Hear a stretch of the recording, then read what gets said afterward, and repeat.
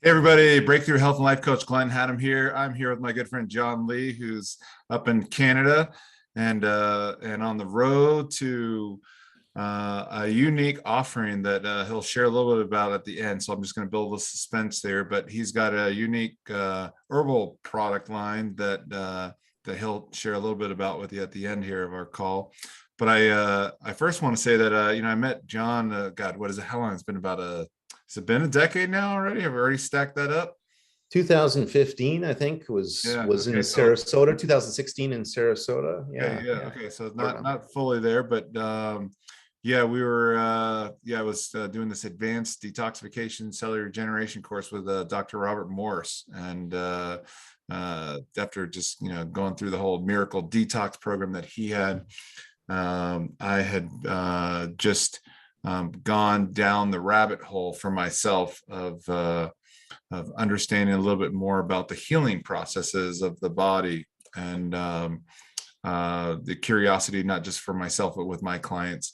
And you and I connected. I remember had a conversation. You were there actually leading a business course there, Yeah, which I was impacted by that. So I think after somewhere in the intermission, you and I connected, and we've been good friends and been in conversation ever since. And always each iteration of our reconnecting, there's just we've both gone through some evolutions and come to the next chapter of our lives of transforming. And so it's been a lot of fun as buds being on the journey together. And I'd love for you to maybe share with people what you're up to in the world. And then I always like to, with folks, kind of jump back in time and see how you as a youngster observed the world, how you were in relating to as entrepreneur.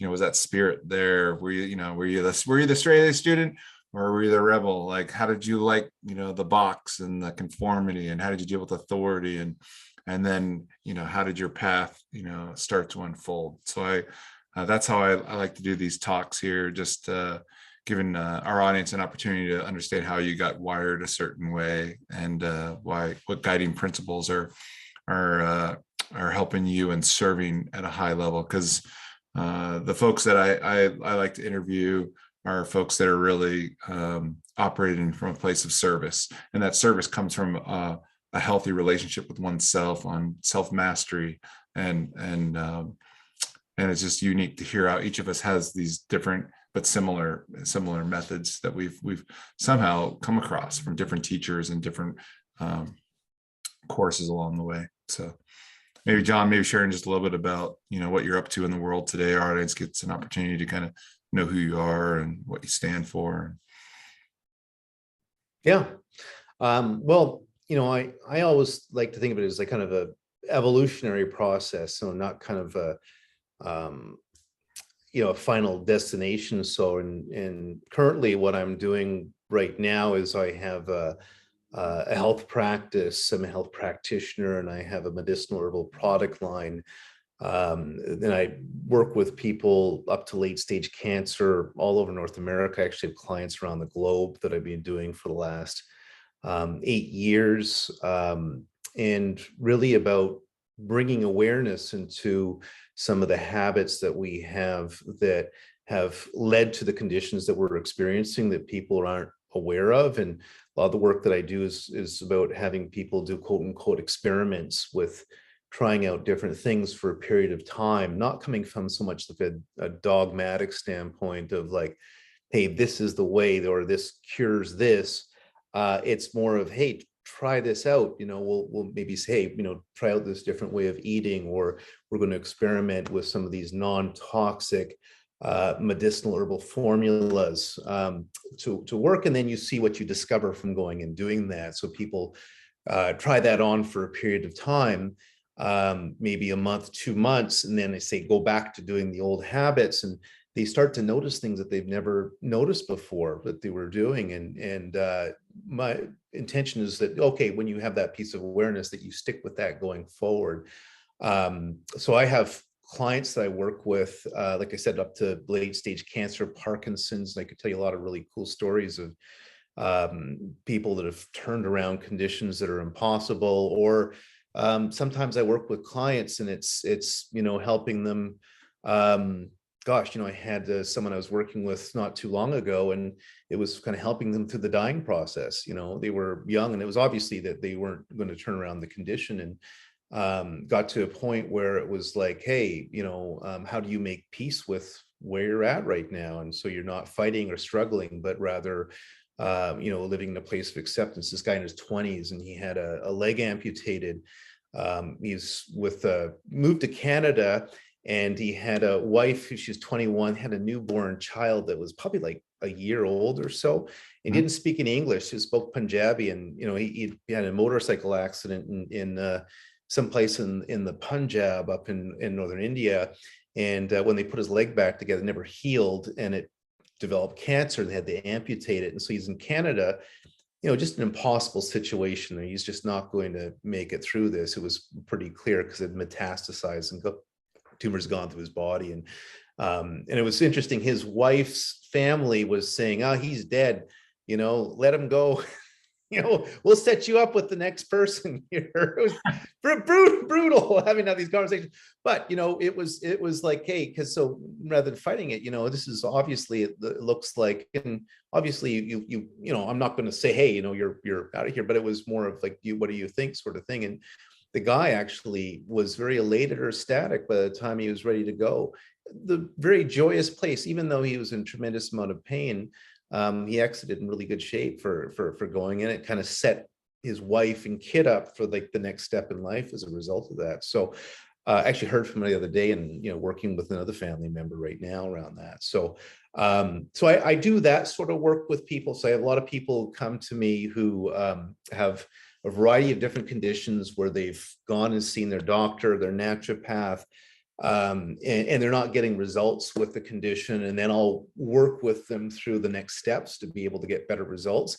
And like I said, I have a very a really high quality line of medicinal herbs that I've worked with and developed over a number of years that works extremely well, stronger than what you can buy at retail level. The next step of what I'm doing with my business is actually bringing that to retail right now. The market for those products with extensive clinical use and proven results with them. So that's what I'm doing. And then I have other clients that I work with where what they want to do is they want to go beyond just treating symptoms. And so where they've been able to ascertain is that, oh, maybe the reason I'm sick is because I'm not having enough fun in life, or the relationship that I have is kind of a mess, and the stress that they're experiencing from that is really exacerbating what symptoms that they have. And we can actually see that from monitoring things like blood work on a regular level, on a regular basis, as well as things like blood pressure.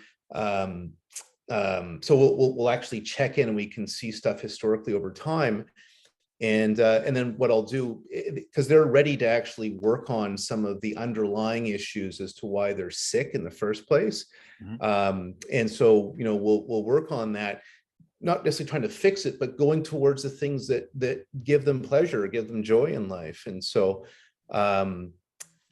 that's a really big component. So a lot of my clients are going, and so it's more life coaching work that I'm doing with people, where I'll work with people not just over a few months, but sometimes I have clients I've worked with for years for helping them move towards their goals and things that that really light them up in life. And so that's kind of another branch, another arm with the direction which the work is that I'm doing right now, the way it's been going. So yeah, I'm assuming, when you get into looking at what's going on with someone, just not just in their biology and their physiology, but you're looking at what are the contributing factors. You're always hunting for what's at the root of this. What am I getting a hit on that's going on with this person here versus what they're maybe just communicating as far as symptoms?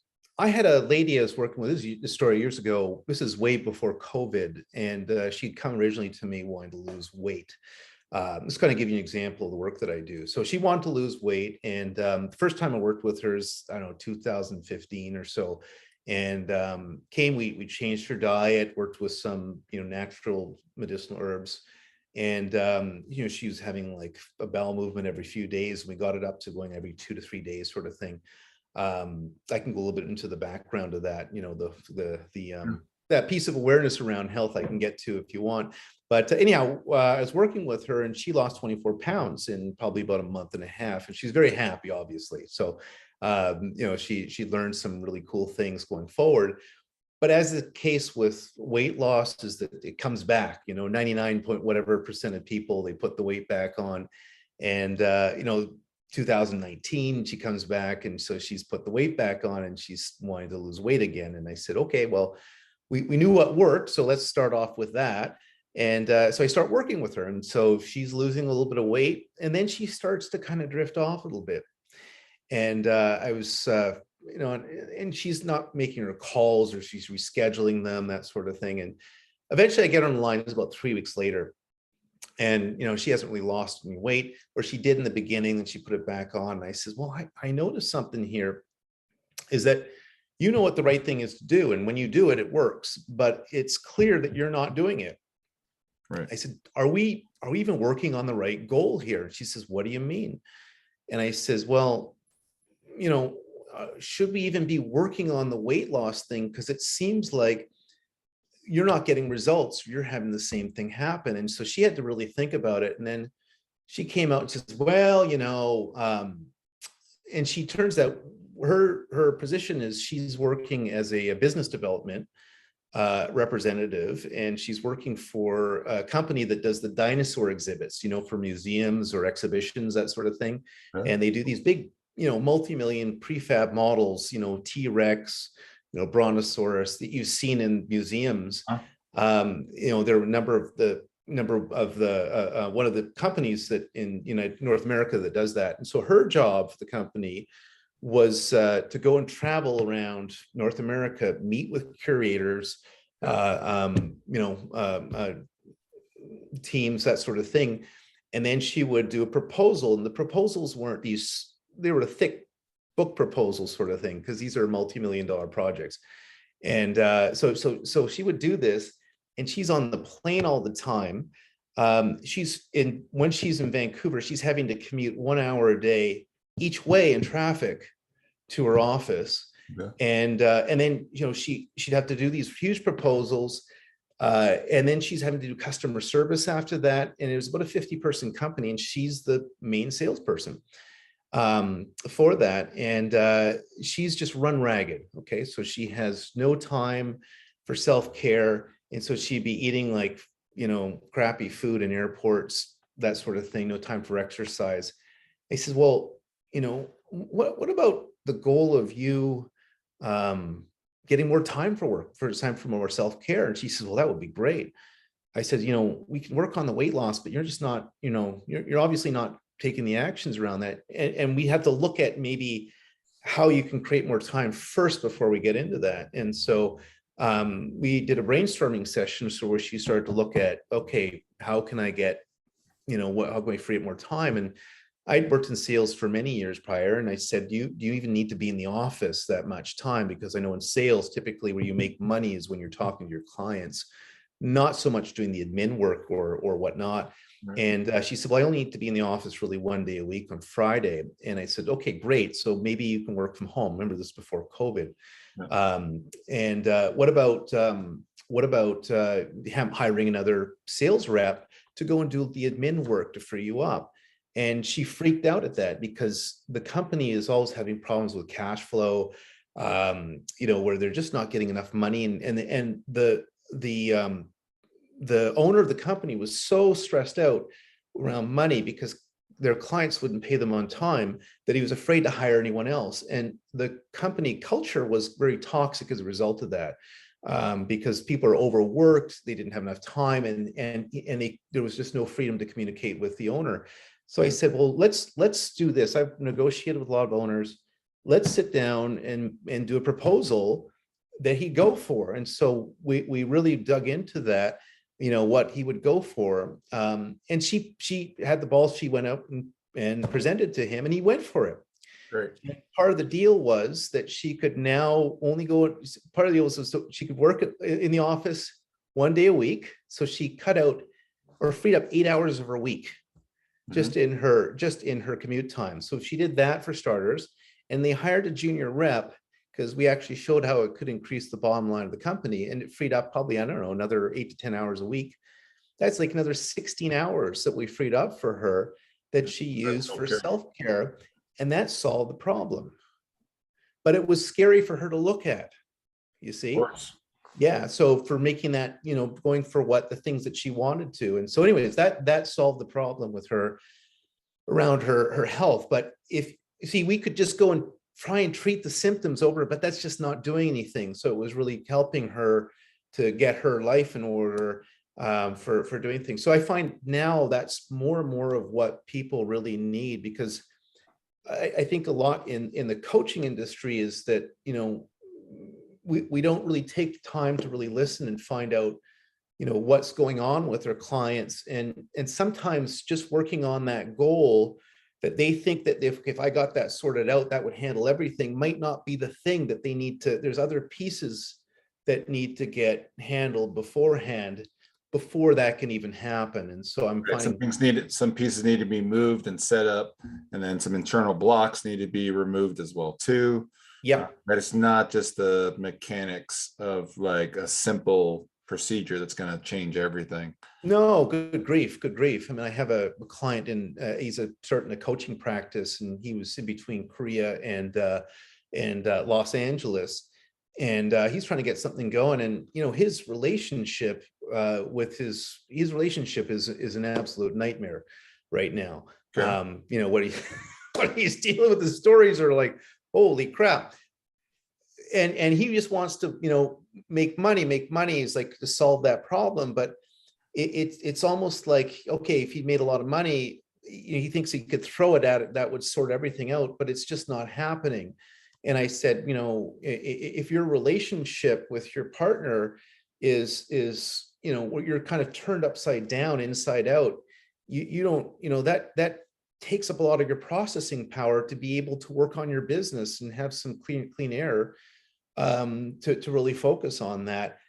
I mean, I know that from having been in a toxic relationship where my energy is tied up managing, and manicuring, that's not, that also those creative juices, and those insights, and self-regulation, like all that stuff's thrown out of whack.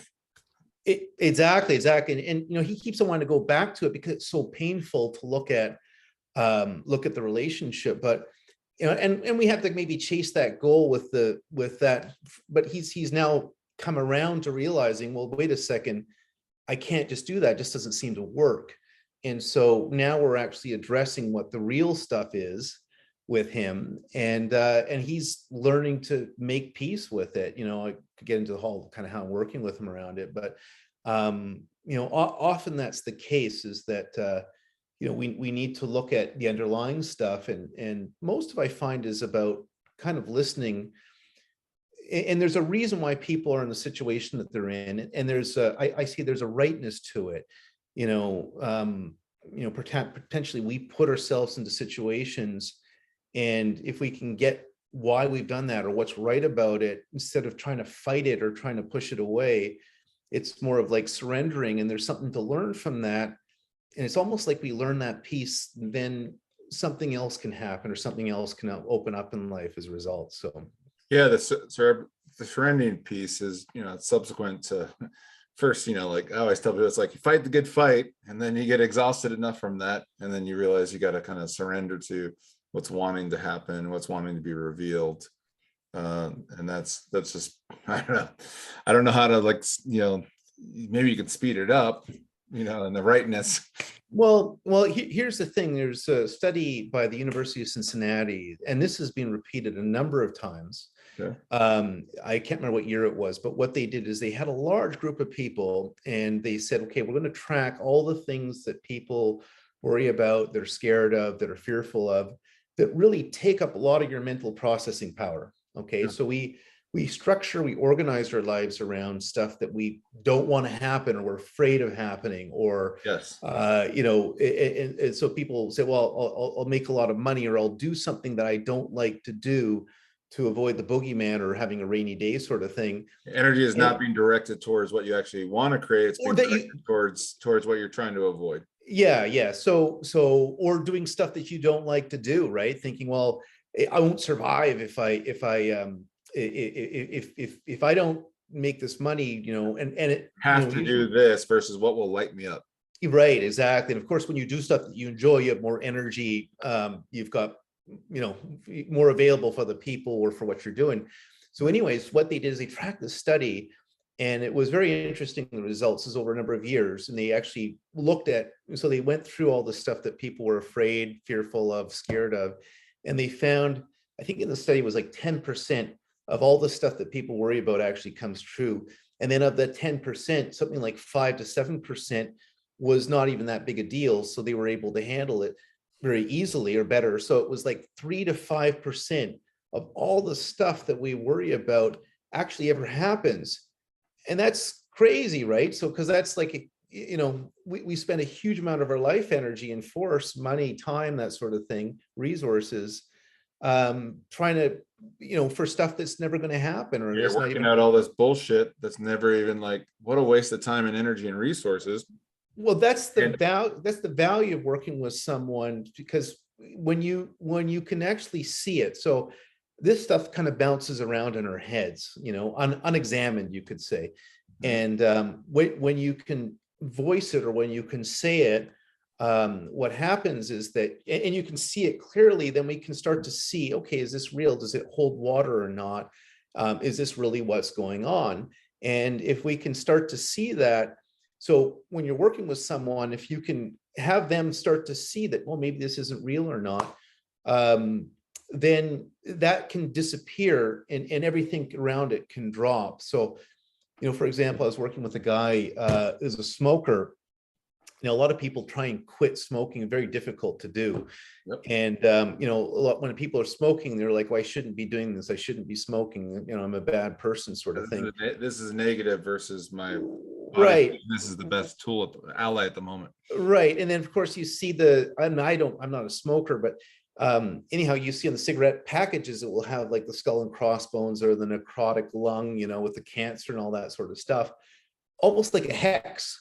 And I said, well, actually, if you go back in time, back to the 1960s and 50s, everyone smoked. Right. And even doctors supported that. And look where those people are now. So a lot of those people are living to 190 years old. So can we really say that, hey, this is, smoking produces lung cancer? Well, it turns out it's like 50-50. It's not this thing that's like hey, this is going to happen for sure. We just don't know really. And, one of the tools that I use in my healthcare practice, something called iridology, where I can take pictures of someone's iris, and I can see the relative, there's a pattern, a formation in the eye. It's determines something called your constitution, or your genetic strength. And you can see a strong constitution body. You can actually see as someone has good genetics. Anyways, this guy who's a smoker, the guy had bomber genetics. Okay, he had a really, really strong genetics. We can also see how much inflammation, or areas of inflammation in the body. And the guy didn't have any issues with his lungs. And I said, probably, now I can't say for sure, but probably, you're, from what I've seen from looking at you, your chances of developing lung cancer are probably going to be relatively low. Now, I don't know. I can't say that for certain, but anyhow, all the stress that he had around that started to drop. Okay, because he'd made up this story in his head. Okay, I'm a bad person, that sort of thing. And it's much easier to change a habit when you're not fighting it. Okay, when you're not struggling against it. The other thing I said to him, I said, well, listen, sometimes the stress is worse than the habit itself. So the stress that you have is maybe worse than the smoking, okay, as far as the damage that it does to the body. And so maybe some ways, I mean, this is kind of a mind, a mind flip, because we don't hear this in our society, right? Dr. Gabor Mate did an interview with Russell Brand a number of years ago, he's a very famous addiction specialist, Yeah, Gabriel.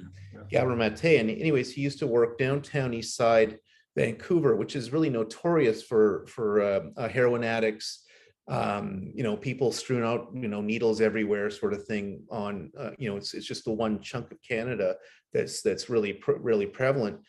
And he was working in a methadone clinic, and he saw with the heroin addicts there that that if they weren't smoking, then they might be dead already. Or sorry, doing heroin. So if they weren't doing heroin, Yeah. they might have died, because the stress would have killed them before the heroin did. So what he would say to the heroin addicts is, thank God you found heroin, because it probably kept you alive.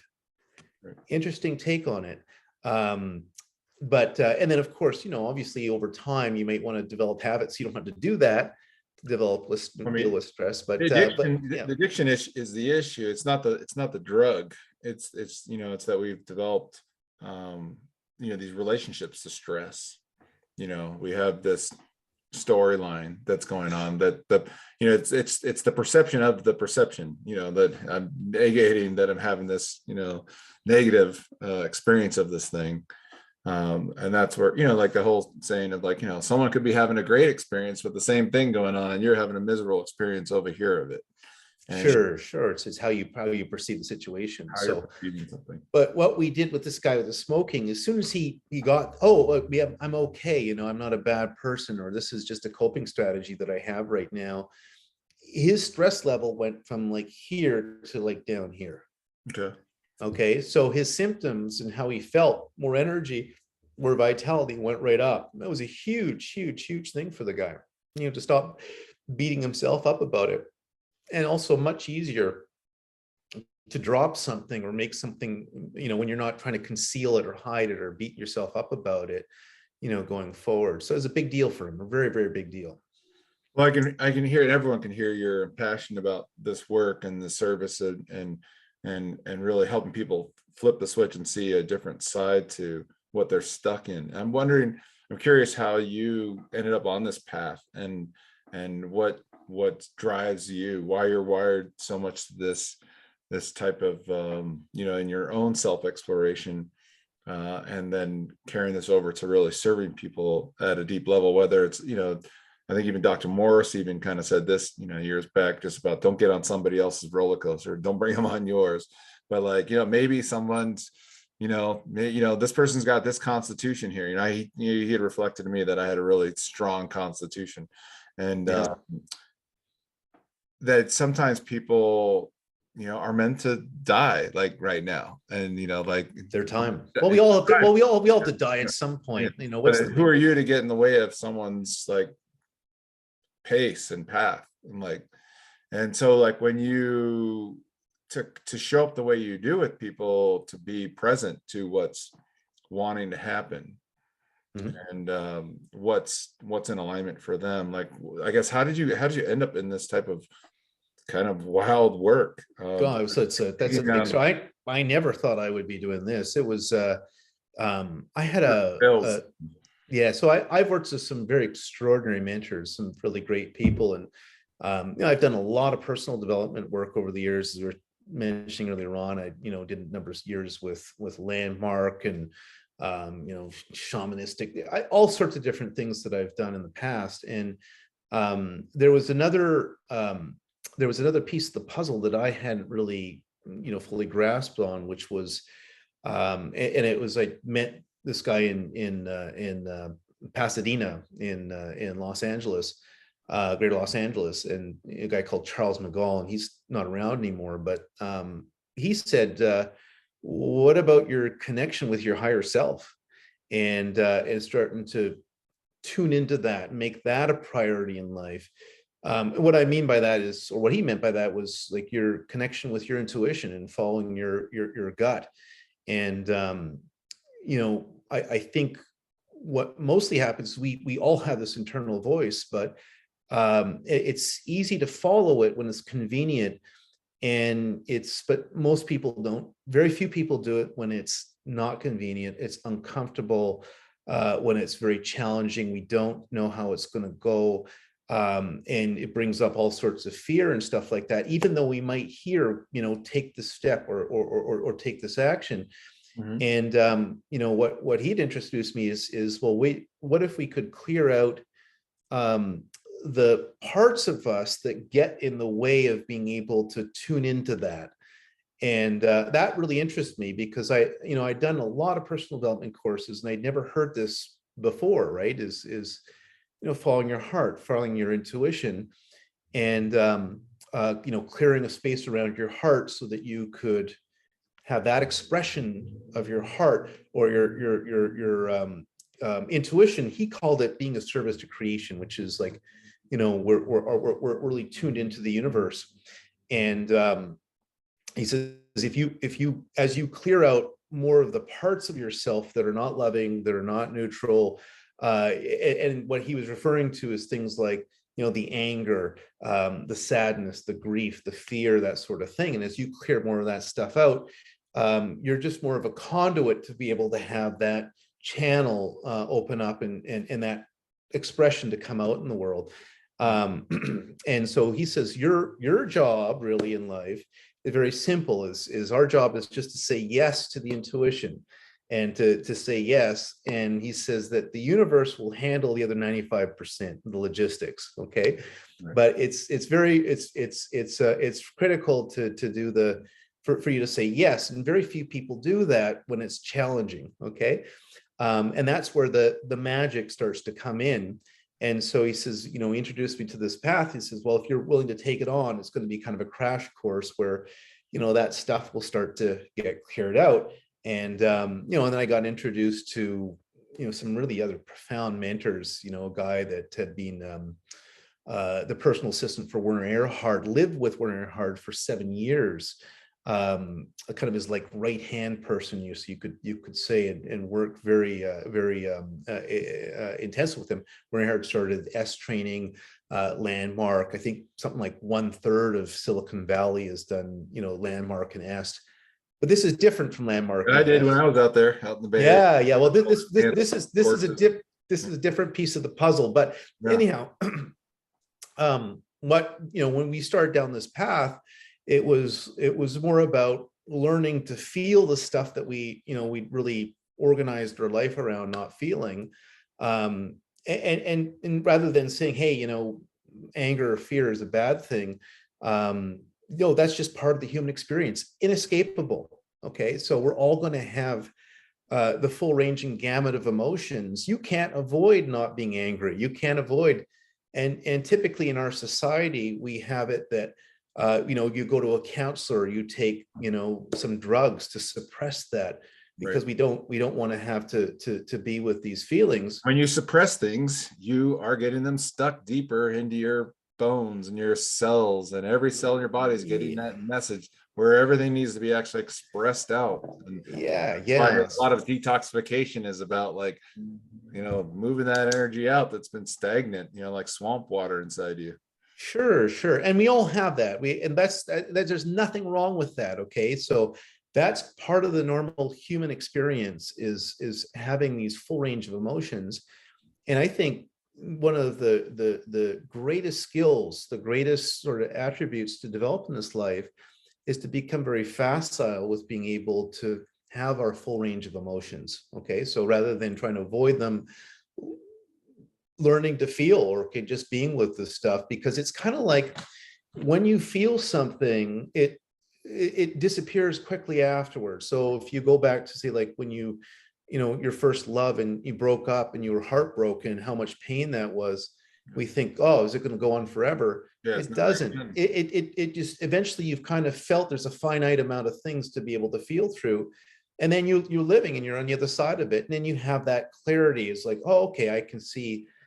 And then the next relationship you get into is completely different, because now you have, you felt your way through things, and there's just other things to learn. Life is like that, with whatever you endeavor upon. And so, but there's a lot of conditioning to keep us in this modality of not feeling our feelings, and in doing so, you're cutting yourself off from, like, almost like I always like to say, it's like wisdom being it's percolating up, for like that anxiety is trying to tell you something, like the subconscious is bringing all this information up.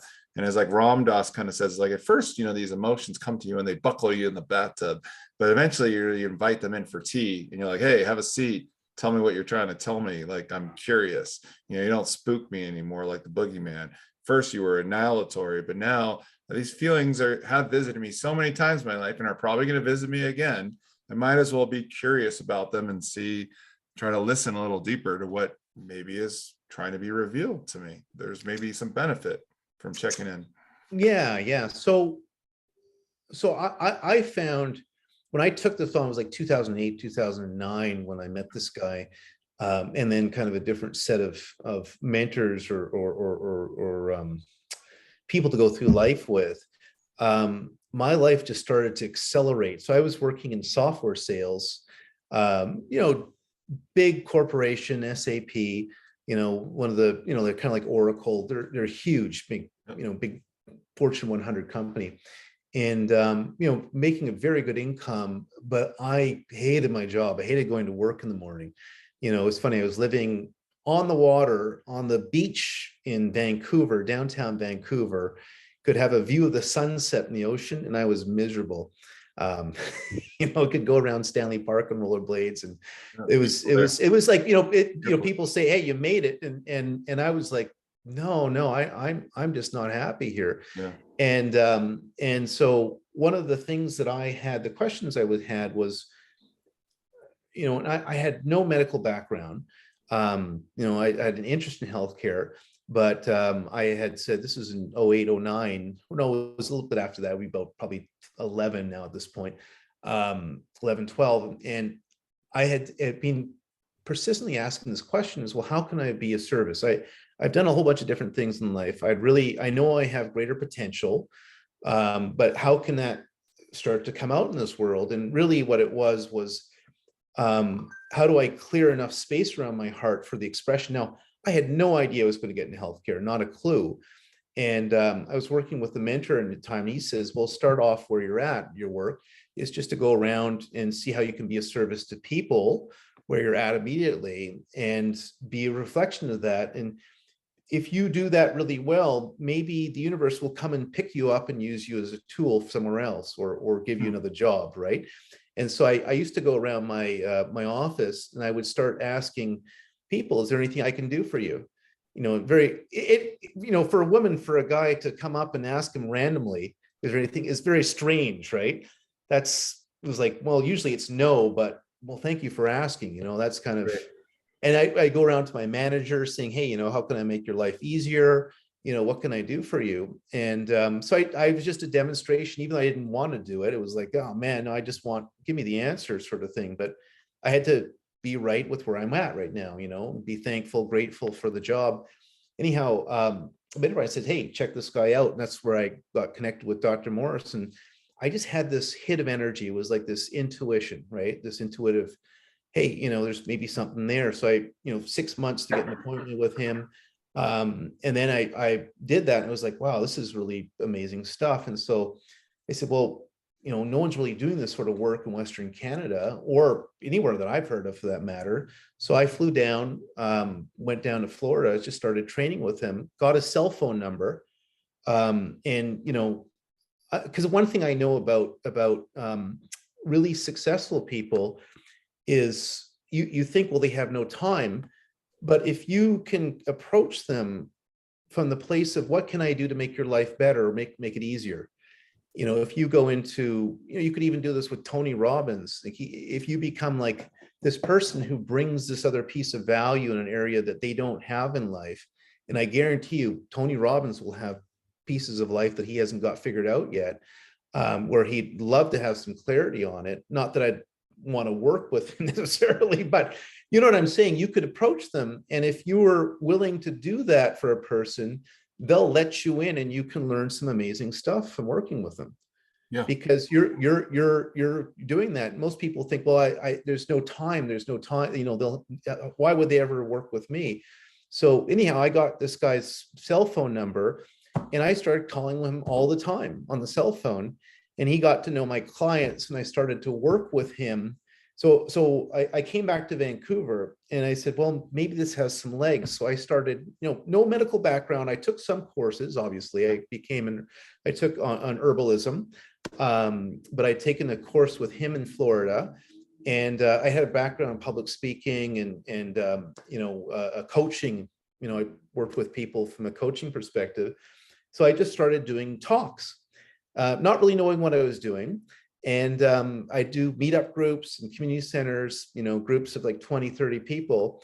And people eventually would come up to me at the end of the session and say, wow, that's brilliant what you're teaching. Can you help me out with this condition? I've been to my naturopath, I've been to my doctor, they can't help me out. And I really like what you have to say. And I'd pick them up with clients and I'd be with Florida.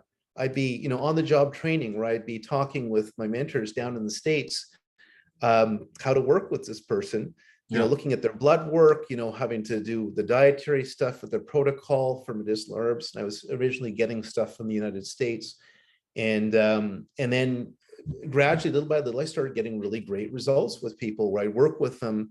They'd be able to come off pharmaceutical medications. I can't legally take someone off of that, but if they improve their body to the point where they don't need to do it, then they can come off of it.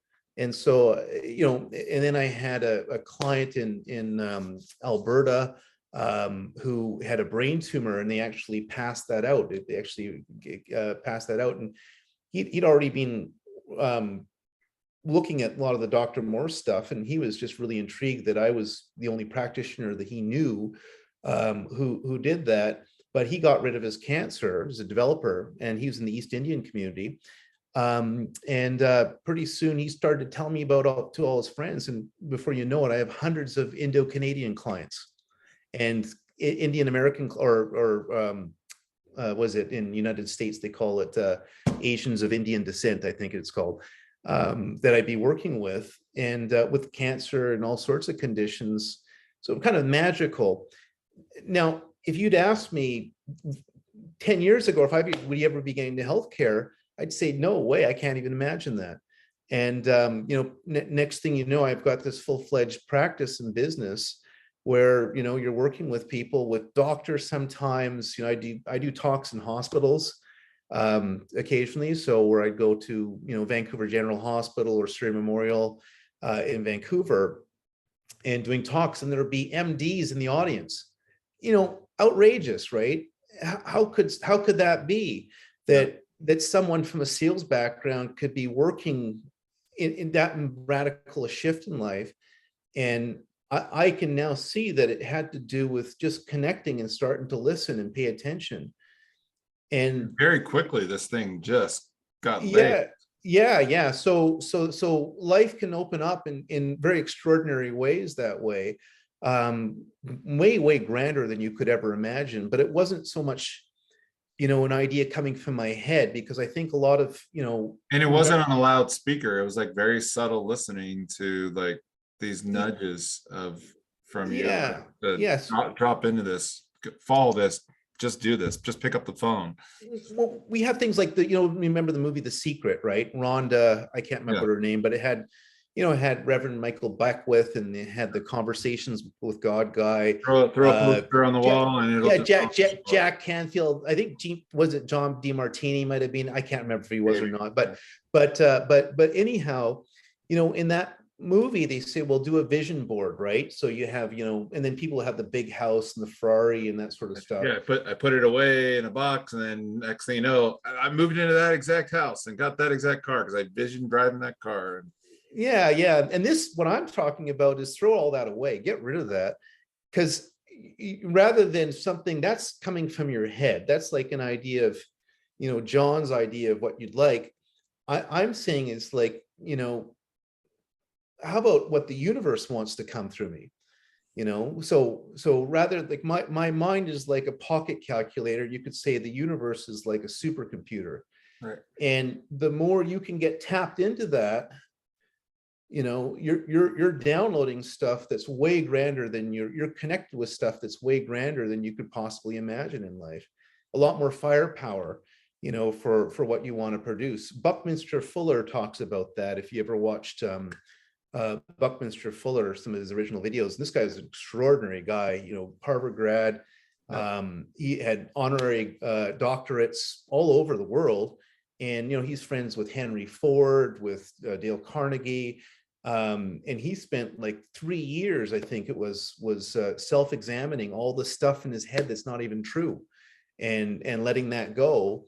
And look at the, you know, we designed the most efficient car in the world in the 1930s. Of course, it crashed in the trials, the Damaxian, and some people died, but in the trials. But, you know, I think he had interest from like the Rothschilds and the, you know, the Carnegies.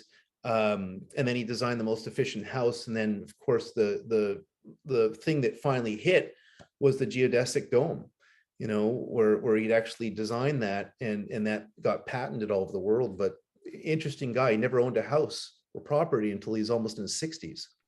You know, extraordinary guy. But he talks about that, which is kind of getting tuned into your higher self, you know, kind of creating that sort of space to have that sort of expression come out in the world. So that's what I'm talking about or referring to here is, and let's talk about referring, and let's talk about attunement, and speaking to an audience about, you know, the work that you're doing in the world. Like if they wanted to get a hold of you in the world, you know, the work that you're doing, whether, you know, I understand you've got an incredible herbal product line that you're very passionate about these days, and the work that you do with clients is helping people connect in with their highest self, help them tap into, you know, the super calculator versus your little pocket calculator. Sure. Would be maybe a quick summary of things. But like, how would people get a hold of you, Jon? Like, what would be, you know, if they wanted to just kind of peer into your world and look at what you're up to in the world, and come to some type of conclusion to get off the fence and pick up the phone and just have a conversation with you, what would that look like? Well, I have my health website, which is www.painfreehappylife.com, so they can go on and look. You know, some of the health stuff is spectacular. Some of the pieces of awareness that so simple, that, you know, they're like blind spots, but they're obvious, right? You see them and you're like, wow, how come I've never learned that from a doctor or naturopath or homeopathic doctor? So there's that on my website around the health stuff. And then for the coaching stuff, so I have clients that I work with on all sorts of issues or goals, more is probably the best way, for more of a life coaching aspect. So they can contact me, and I can have a conversation with that if someone's interested in going that way. And so my contact information is all there on the website, so people can go and check that out. So.